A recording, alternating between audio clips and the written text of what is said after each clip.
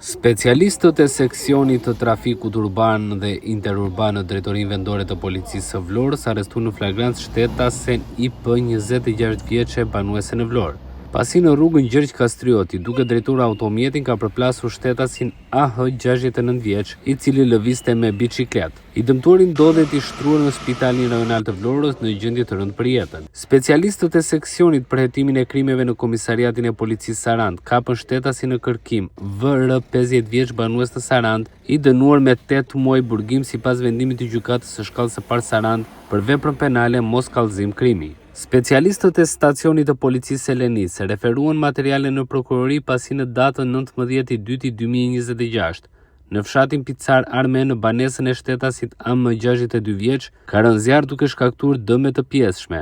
Nga verifikimet paraprake rezulton se zjarri ka rënë aksidentalisht si pasojë e shpërthimit të një bombule petrogazi. Specialistët e seksionit të trafikut urban dhe interurban në Komisariatin e Policisë Sarandë referuan materiale në prokurorin ndaj një 15 vjeçari i cili duke drejtuar mjet elektrik në rrugën Tekiha Dëri ka humbur kontrollin dhe është rrëzuar. Si pasojë, ai dhe një pasagjer tjetër 15 vjeç kanë marrë dëmtime të lehta, kanë marrë mjekim në spital dhe më pas janë larguar.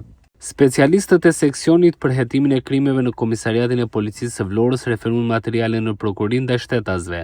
FB, 44 vjeç banues në Vlorë, pasi një shtetas ka bërë kallëzim se është ofenduar dhe kërcënuar prej tij.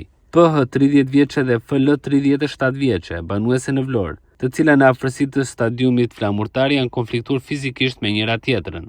Materialet procedurale ju referuan prokurorive përkatëse në Vlorë dhe Sarandë për veprime të mëtejshme.